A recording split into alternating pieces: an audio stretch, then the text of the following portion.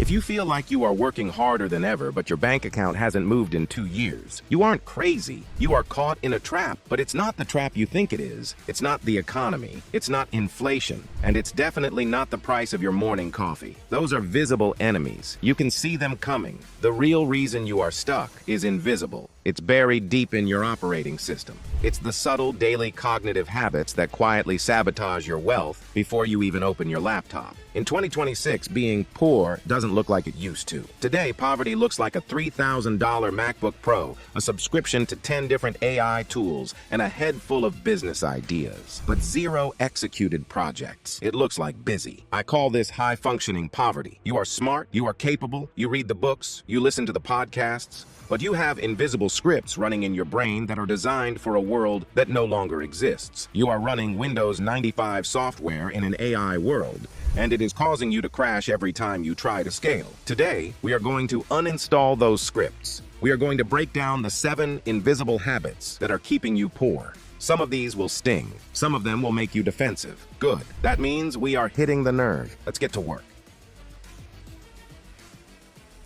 Habit number 1 is the most dangerous drug in the entrepreneur's cabinet: passive learning. Here is the scenario. You want to start a business. So what do? You watch a video on how to start an agency. Then you watch a tutorial on best niches for 2026. Then you listen to a 2-hour podcast on mindset. By the end of the day, you feel exhausted. You feel like you put in a full shift. You tell your partner, I worked really hard on the business today, but you didn't. You haven't done a single thing. This is dangerous because your brain cannot tell the difference between learning about the work and doing the work. Both release dopamine. Both make you feel productive. But passive learning is just entertainment disguised as ambition. In 2026, information is free. It is abundant. The barrier to entry isn't knowing how to do it. It's actually doing it. Most of you are preparing to be rich. You are hoarding tutorials like a squirrel hoards nuts, terrified that you don't know enough yet. You think you need a PhD in prompt engineering before you can send your first cold email. Here's how to break this habit. Switch from just-in-case learning to just-in-time learning. This is a supply chain concept, but we are applying it to your brain. Stop watching tutorials for problems you don't have yet. Do not watch a video on how to file an LLC until you have a paying client waiting to send you money. Do not watch a video on advanced SEO until you have written your first 10 blog posts. Learn only what you need to solve the immediate bottleneck in front of you. Everything else is procrastination. Habit number 2 is linear thinking. This is a leftover from the Industrial Revolution, and it is killing your financial future. Linear thinking says, if I want to make twice as much money, I need to work twice as many hours. This math worked in 1990. In 2026, this math is a guarantee of poverty. Why? Because you cannot outwork a machine. You cannot outwork an algorithm. If you are still trading your time for money directly by selling hours, selling shifts, selling freelance gigs, you are playing a game you are destined to lose. The wealthy in 2026 do not sell time. They sell systems. They sell outcomes. They build assets that work while they sleep. Every hour you spend doing a repetitive task that could be automated is an hour you are stealing from your future self. You are busy working in the business instead of building the engine. Here's how to break this habit. Audit your week. Look at every task you do. Ask yourself, if I stopped working tomorrow, would this income stream stop? If the answer is yes, you are in a linear trap. Your goal is to move 10% of your energy every month into building leverage. Build a digital product. Build a content library. Build an automated lead system. Stop trying to be the best worker in the factory. Start trying to own the machines. Habit number 3 is the tool fetish. This is the modern version of shiny object syndrome, but much more insidious. In 2026, there is a new game-changing AI tool launching every 6 hours. And you try them all. You spend 3 days setting up the perfect Notion workspace. You spend a week testing 5 different video editors. You switch your email marketing software because a YouTuber said the new one has better UI. Here is the brutal truth. The tools do not matter. A master carpenter can build a table with a rusty saw.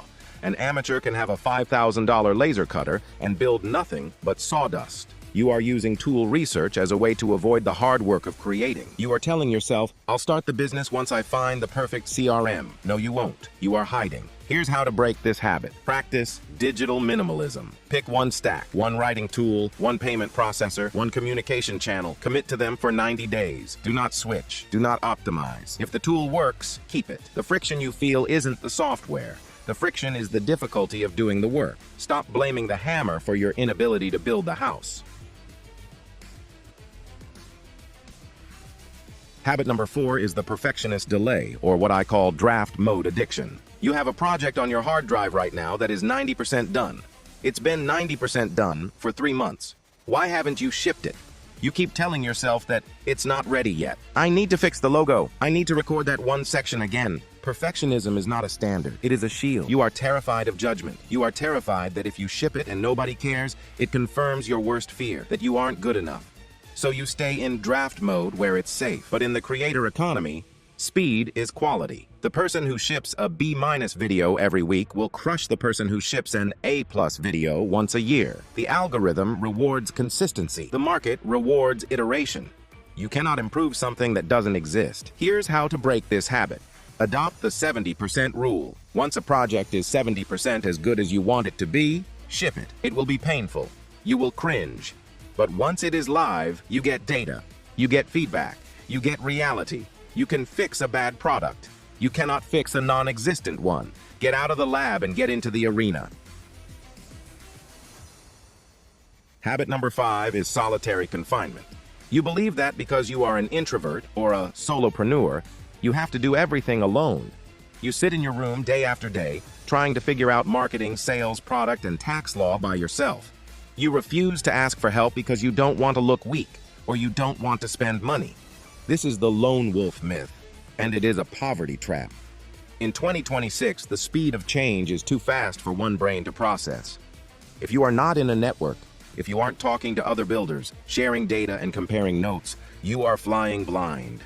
While you spend 3 weeks debugging a problem, someone in a community could have solved it for you in 3 minutes because they fixed it last week. Isolation kills momentum.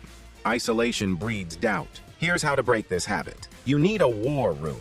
It doesn't have to be a paid mastermind. It can be a group chat with 3 other people who are at your level or slightly ahead. Your goal is not networking in the cheesy sense. Your goal is information liquidity. You need a place where you can say, hey, my ads aren't converting, and get immediate, objective feedback. Stop trying to be a genius in a cave. Be a node in a network.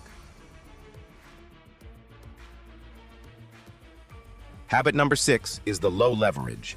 Yes, this is the habit that keeps you busy but poor. It's when you say yes to things that stroke your ego but drain your bank account.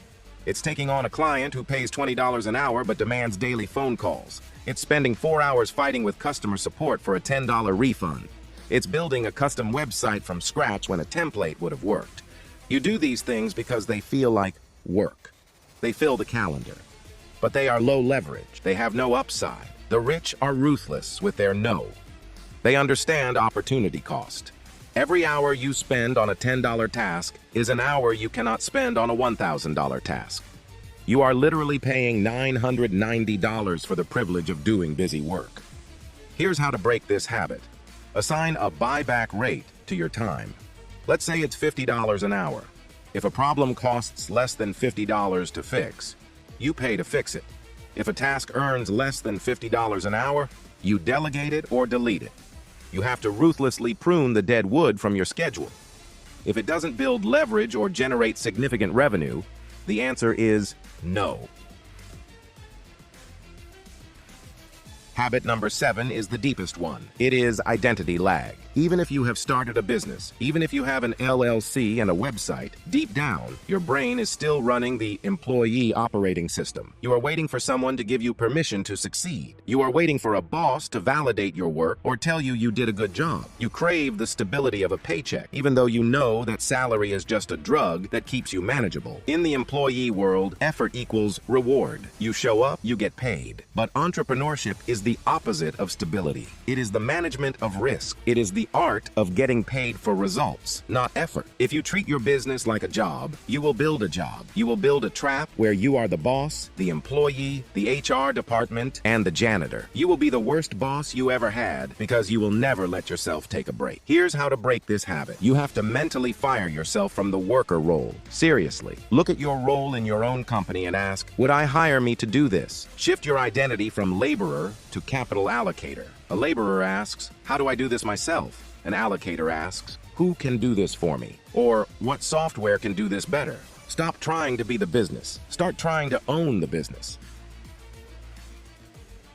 These 7 habits, passive learning, linear thinking, tool fetishism, and the rest, are comfortable. They feel safe. They wrap you in a warm blanket of busy work that protects you from the cold, scary reality of the market. That is why they are so incredibly hard to break. They protect your ego from the possibility of failure. But comfort is the enemy of growth. You can keep your comfort and stay in high-functioning poverty, feeling smart but staying broke. Or you can embrace the discomfort of breaking these patterns. Here is the truth about 2026. The gap between the wealthy and the busy is widening. The tools, the AI, the leverage, it's all there waiting for you. But the tools don't work if the operator is broken. You cannot build a $1,000,000 system with a minimum wage mindset. So here is my challenge to you. I don't want you to try to fix all 7 of these today. That's just another form of perfectionism. I want you to pick one habit, just one. The one that stung the most when I mentioned it. The one that made you angry. Take that one habit and go on a 30-day detox. If it's passive learning, commit to 0 tutorials for 30 days. Only execution. If you don't know how to do it, you figure it out by doing, not watching. If it's perfectionism, commit to shipping one imperfect, ugly thing every single week. Post the bad video. Send the awkward email. Launch the half-baked offer. You need to shock your system. You need to prove to your brain that you won't die if you step out of line. The invisible ceiling is only unbreakable if you refuse to look at it. We just turned on the lights. We showed you the trap. Now it's your turn to walk out of it. If this video exposed a blind spot for you, do 2 things right now. First, hit the like button so this message reaches other people stuck in the trap. And second, drop a comment below telling us which of these habits you want to break in 2026, and share this with someone who's serious about getting ahead in 2026, not just talking about it. Make sure you're subscribed to The Money Habit. We don't do hype here. We build systems the smart way. I'll see you in the next one. Thanks for watching. Go build something.